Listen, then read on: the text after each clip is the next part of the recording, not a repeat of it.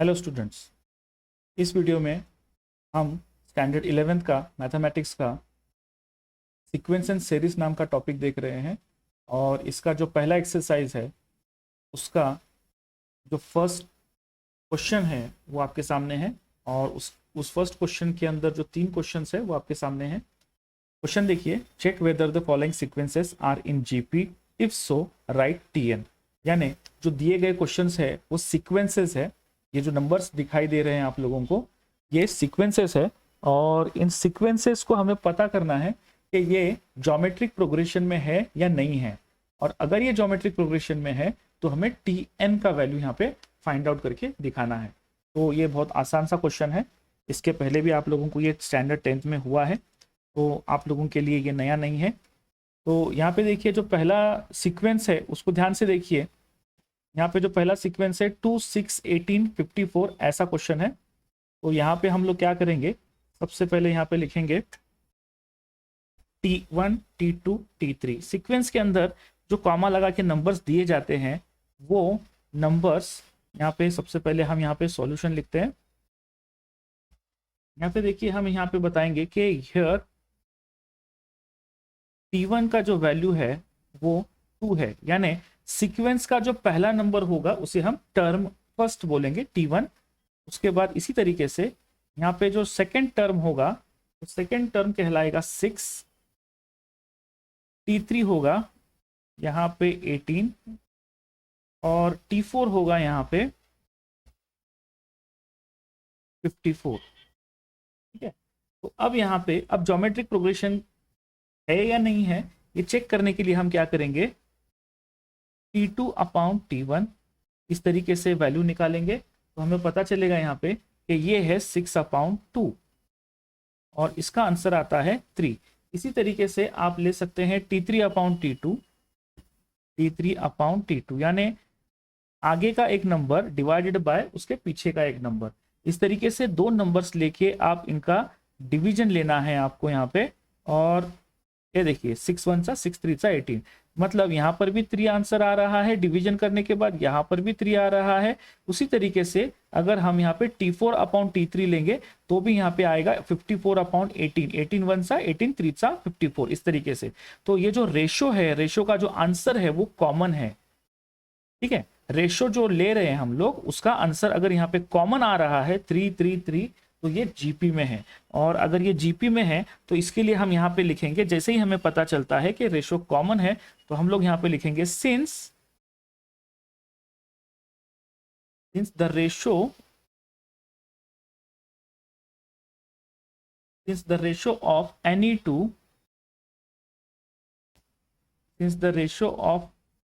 Two consecutive terms.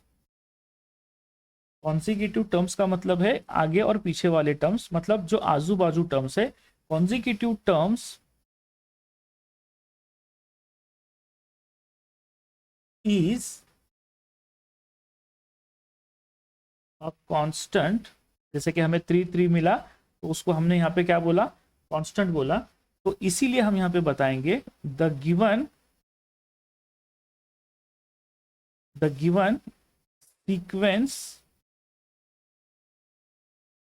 Given sequence क्या है, is in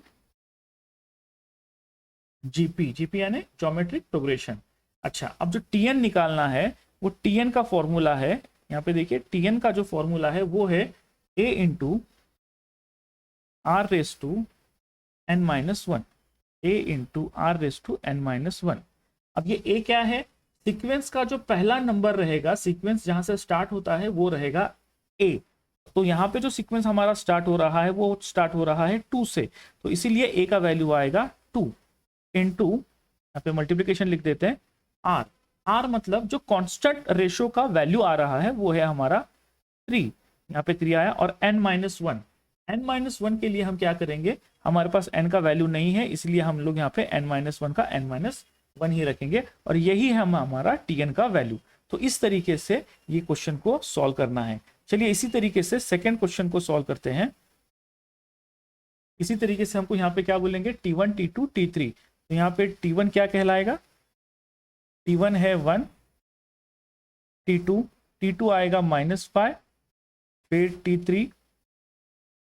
T3 है 25, फिर है T4, ये है -125। उसके बाद जैसे हमने यहाँ पे रेशो निकाला था, कांस्टेंट मिला था हमें, हम लोग यहाँ पे चेक करेंगे T2 अपॉन T1 लेके, और T2 अपॉन T1 का जो वैल्यू है वो है -5 अपॉन 1। तो इसका आंसर कितना आएगा? -5 आएगा। उसी तरीके से T3 अपॉन T2 लेके चेक करते हैं, तो T3 और T2 का जो रेशियो है वो है 25, यहाँ पे लिखेंगे, और T2 की जगह पे हम लोग लिखेंगे -5, और इसका जो आंसर आएगा 5 1 सा 5, और यहाँ पे आएगा 5 5 सा 25, और नीचे का माइनस और ऊपर का 5, तो ये आंसर आएगा -5। तो यहाँ पे देखिए ये जो -5 इधर भी आया है और ये -5 इधर भी आया है, तो ये हमारा R है, कांस्टेंट जो वैल्यू आ रही है रेशियो की वो R वैल्यू कहलाएगी। तो इसी तरीके से यहाँ पे आंसर रिपीट करेंगे हम लोग यहाँ पे कि since the ratio of any two consecutive terms is constant, the given sequence is in geometric progression. इस तरीके से अब बचता है टीएन का वैल्यू निकालते हैं। टीएन का पहले फॉर्मूला लिखेंगे, TN is equal to A into R raise to N minus 1। अब यहाँ पे ए का वैल्यू क्या है? सीक्वेंस का पहला नंबर, तो यहाँ पे ए के जगह पे लिखेंगे 1, आर की जगह पे हम लोग यहाँ पे लिखेंगे -5 because it is a constant number जो रेशो का वैल्यू मिला है हमें, और n-1 यहाँ पे आएगा एज इट इज। फाइनली 1 से इसको मल्टीप्लाई करेंगे तो आंसर तो इतना ही मिलना है हमें, तो यहाँ पे हम लोग लिखेंगे -5 ब्रैकेट रेस टू n-1, और ये है हमारा tn का वैल्यू। इस तरीके से इसको सॉल्व करना है। चलिए चलते हैं तीसरे क्वेश्चन की तरफ। इसके अंदर जो फर्स्ट t1 का जो वैल्यू है वो है √5, इसमें जो t2 का वैल्यू है वो है 1/√5, और जो t3 का वैल्यू है वो है 1/5√5, और जो T4 का वैल्यू है वो लास्ट वैल्यू है 1/25√5। इस तरीके से चलिए रेशो ढूंढते हैं हम लोग। तो यहाँ पे हम लेते हैं T2/T1 is equal to, T2 का वैल्यू देखिए क्या है 1/√5 है, डिवाइडेड बाय T1 का वैल्यू है √5। तो यहाँ पे देखिए यहाँ पर जो रेशो है वो इस तरीके से आएगा, ये 1/√5, ये जो T2 का जो वैल्यू हमने यहाँ पे लिखा है वो यहाँ पे आएगा, और मल्टीप्लीकेशन ये अपने ही जगह रहेगा √5। तो फाइनली ये डिनोमिनेटर ऐसा आएगा, तो 1/√5 और √5 इनका मल्टीप्लीकेशन आएगा 1/5। तो उसके बाद यहाँ पे देखिए यहाँ पे लिखेंगे T3/T2 is equal to T3 का वैल्यू हमारे पास मौजूद है यहाँ पे 1/5 1/5 होल डिवाइडेड बाय T2 का वैल्यू है 1/5। अब यहाँ पे देखिए ये जो न्यूमरेटर है और ये जो डिनोमिनेटर है, दोनों के जो डिनोमिनेटर वैल्यूज है ये √5 और ये √5 कैंसिल कर सकते हैं, तो फाइनली यहाँ पे बचेगा 1/5। इसी तरीके से आप T4/T3 भी निकालेंगे तो भी आपको 1/5 मिलने वाला है। ये देखिए मैं इसको राउंड कर रहा हूं यहाँ पे, तो ये है 1/5 कांस्टेंट वैल्यू है, यहाँ पर भी 1/5 कांस्टेंट वैल्यू मिल रहा है हमें। तो ये जो 1/5 मिल रहा है हमें यहाँ पे, तो ये है हमारा कांस्टेंट वैल्यू। तो इसको हम बोलेंगे since the ratio of any two consecutive terms is a constant therefore the given sequence is a GP. तो इस तरीके से इसको सॉल्व करना है। तो अभी बचता है हमारा क्या, यहाँ पे इसका वैल्यू Tn का वैल्यू निकालने के लिए। तो Tn इज इक्वल टू, पहले हम फॉर्मूला लिखेंगे A इंटू, Tn का फॉर्मूला क्या है A into R raise to n-1, इस तरीके से इज इक्वल टू, तो A यानी कि पहला वैल्यू है सीक्वेंस का, ये A आ गया यहाँ पे, इंटू यहाँ पे मल्टीप्लीकेशन लिखे R, अभी अभी हमने देखा था एक कांस्टेंट वैल्यू वो 1/5 है और ये n-1 है। तो यहाँ पे मल्टीप्लिकेशन हम नहीं कर सकते, इसीलिए हम इसको यहीं पे इसी तरीके से लिख कर छोड़ देंगे। तो ये है हमारा tn का वैल्यू। तो इस तरीके से ये 3 क्वेश्चन आप देख रहे हैं यहाँ पे।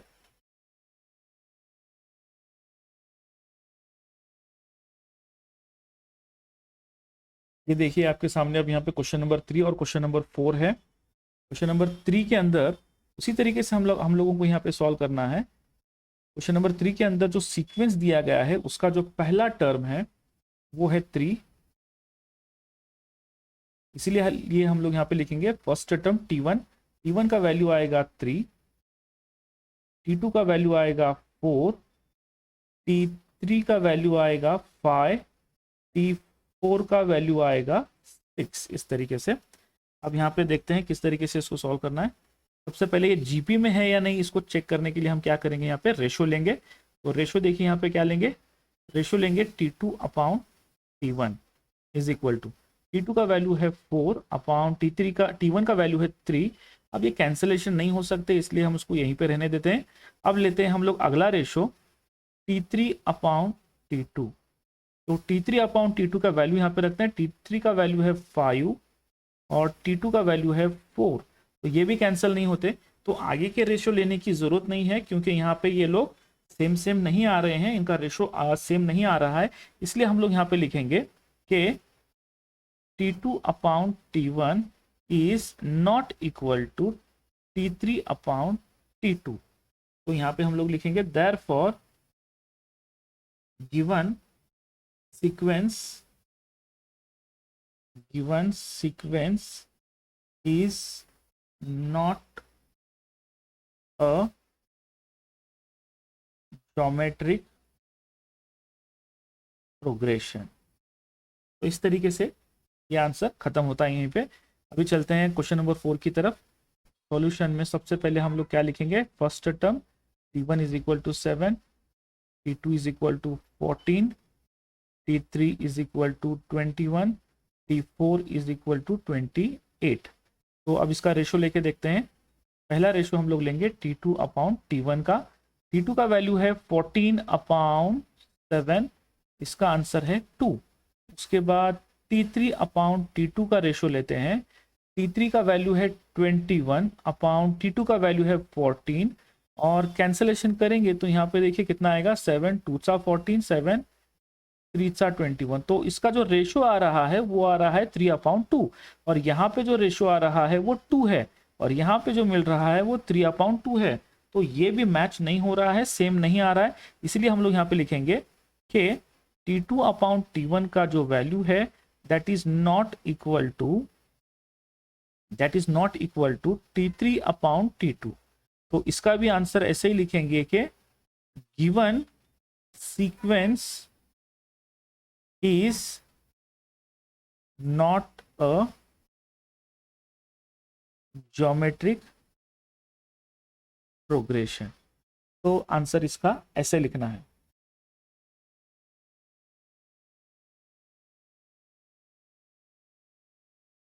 चलिए चलते हैं हम क्वेश्चन नंबर 2 की तरफ।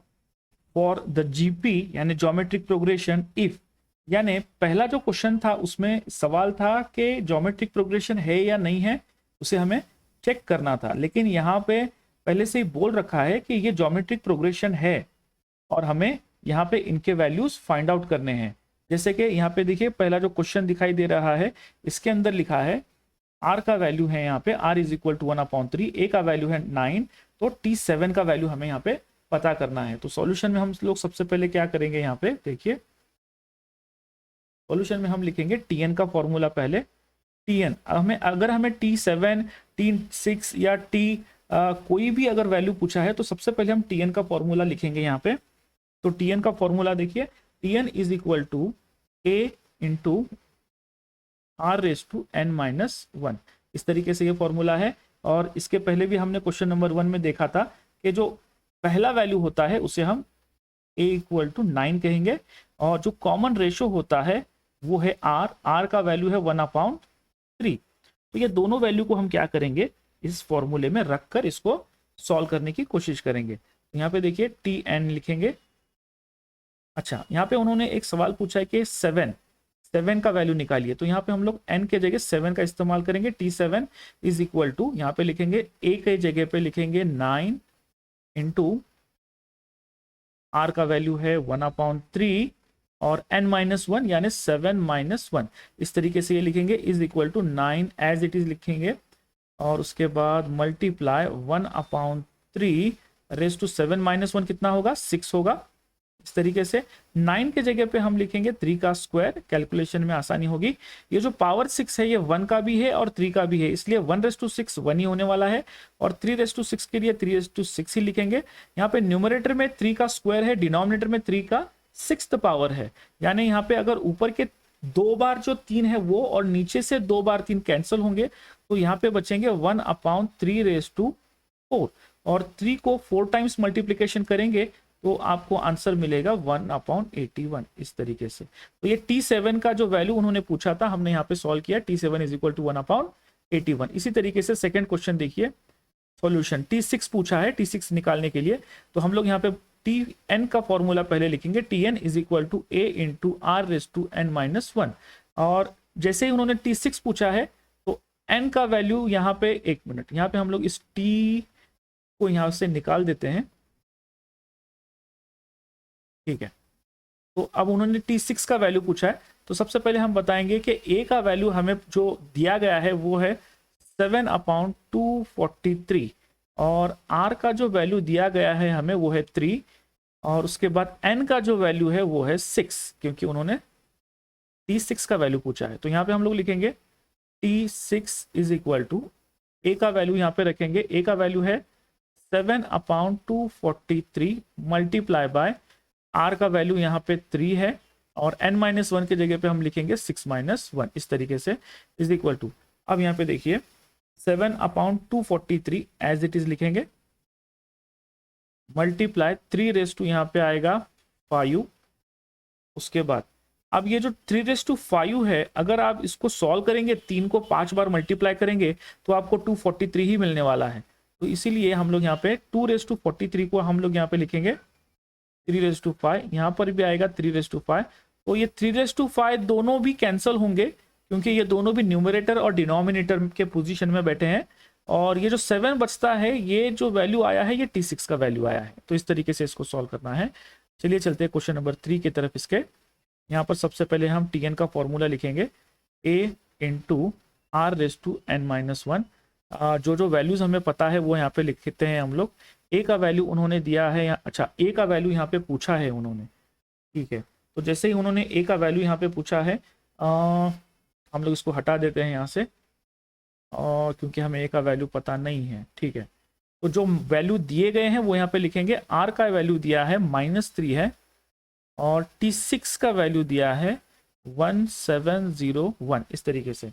तो सबसे पहले जो फॉर्मूला लिखा है उसमें जो जो वैल्यूज हम पुटअप कर सकते हैं वो पुटअप करेंगे। T6 n का वैल्यू यहाँ से पता चलता है कि 6 है, इज इक्वल टू a का वैल्यू मालूम नहीं है, keep it as it is, into r का वैल्यू दिया है -3 n-1, n 6 है वो पता चल गया है हमें, 6 माइनस यहाँ पे कितना आएगा, 1 आएगा, इस तरीके से। तो यहाँ पे इसको यहाँ पे लिखे, T6 का वैल्यू जो दिया है वो लिखेंगे 1701 is equal to a multiply by, यहाँ पे आएगा -3/5, इस तरीके से, ठीक है। तो अब देखिए यहाँ पे अभी अभी हमने देखा था कि 3/5 का जो वैल्यू है वो कितना है, 243 है और -3/5 का जो वैल्यू आएगा वो -243 आएगा और इनटू a आएगा और ये आएगा 1701। -3/5 का जो वैल्यू है वो आया है -243 और ये a अपनी जगह पे बैठा है और यहाँ पे है 1701 एज इट इज। तो a को यहीं पे रखते हैं हम लोग और यहाँ पे -243 को शिफ्ट करेंगे तो ये डिनोमिनेटर में जाएगा 1701 अपॉन -243, इस तरीके से इज इक्वल टू, कैंसिलेशन करेंगे तो आप लोगों को यहाँ पे -7 मिलेगा। तो a is equal to answer आने वाला है -7। तो इसका जो 4th वाला क्वेश्चन है वो भी इसी तरीके से है, आप लोगों को इसको सॉल्व करना है। ये है क्वेश्चन नंबर 3। क्वेश्चन नंबर 3 देखिए क्या है, which term of the GP 5, 25, 125, 625 is 5/10, ऐसा सवाल है। तो सवाल जो है ऐसा है कि 5/10 पे आने वाली कौन सी टर्म रहेगी, मतलब पहली टर्म, दूसरी टर्म, तीसरी, चौथी, पांचवी, छठी, सातवीं, आठवीं, नौवीं, 10वीं, तो कौन से नंबर की टर्म 5/10 ये वैल्यू आने वाली है। तो इसलिए सबसे पहले हम क्या करेंगे सॉल्यूशन में, let nth term, that is nth term मतलब पता नहीं है कि कौन सी टर्म है, इसलिए tn। तो tn जो टर्म रहेगी वो है 5/10, ऐसा हम सपोज करेंगे। तो यहाँ पे आएगा tn इज इक्वल टू 5/10, और tn का फॉर्मूला हम लिखेंगे a into r⁻n-1 is equal to 5/10। उसके बाद a का जो वैल्यू यानी कि जो सीक्वेंस का पहला टर्म है वो 5 है, इसलिए a का वैल्यू 5 आएगा। और कॉन्जिक्यूटिव टर्म्स जो है यहाँ पे जैसे कि 25/5 या फिर 125/25 करेंगे तो r का वैल्यू मिलेगा, और r का वैल्यू भी 5 आएगा क्योंकि 25/5 5 आएगा आंसर। उसके बाद a और r का वैल्यू जैसे ही हम पुटअप करेंगे तो यहाँ पे बनेगा 5 into 5/n-1 is equal to 5/10। तो यहाँ पे देखिए 5 का जो पावर है यहाँ पे वो कुछ नहीं है, यानी कि यहाँ पे कितना आएगा पावर, इसका पावर आएगा 1 आएगा। तो 5/n-1 और उसका जो 1 पावर है 5 का, सिंगल 5 का 1 पावर है वो ऐड होगा, 9 - 1 + 1 प्लस माइनस 1 कैंसिल होगा और n बचेगा। 5/n is equal to 5/10। जैसे ही ये लिखेंगे इसका मतलब है कि n का वैल्यू 10 है। तो n का वैल्यू जैसे ही हमें 10 मिलता है, इसका मतलब tn के जगह n का वैल्यू पुटअप करेंगे तो t10 आएगा। तो t10 इज इक्वल टू 5/10। तो tn हमने जो सपोज किया था, हमारा जो आंसर है वो tn है, और tn मतलब हमारा आंसर क्या है, t10 है। Hence t10 of the geometric progression is 5/10। Question number 4 देखिए यहाँ पे, for what value of x के कौन से वैल्यू के लिए ये जो 3 नंबर्स दिए गए हैं रेशो में वो ज्योमेट्रिक प्रोग्रेशन में है, यानी कि हमें x का वैल्यू फाइंड आउट करना है।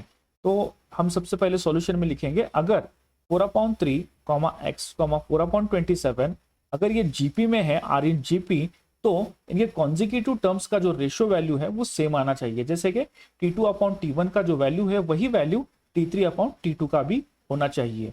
तो इसीलिए t2 का वैल्यू है x, t1 का वैल्यू है जो पहला वैल्यू है 4/3, t3 का वैल्यू 4/27, t2 का वैल्यू x है। तो x एक साइड में आके मल्टीप्लीकेशन, और उसके बाद ये जो 4/3 आपको दिखाई दे रहा है वो यहाँ पे शिफ्ट होके मल्टीप्लीकेशन में जाएगा 4/27 इंटू 4/3, 4 4 16, 27 3 81। तो ये है x² का वैल्यू, और जैसे स्क्वायर रूट लेंगे तो ये बनेगा ±4/9। तो इस तरीके से ये क्वेश्चन नंबर 4 को सॉल्व करना है।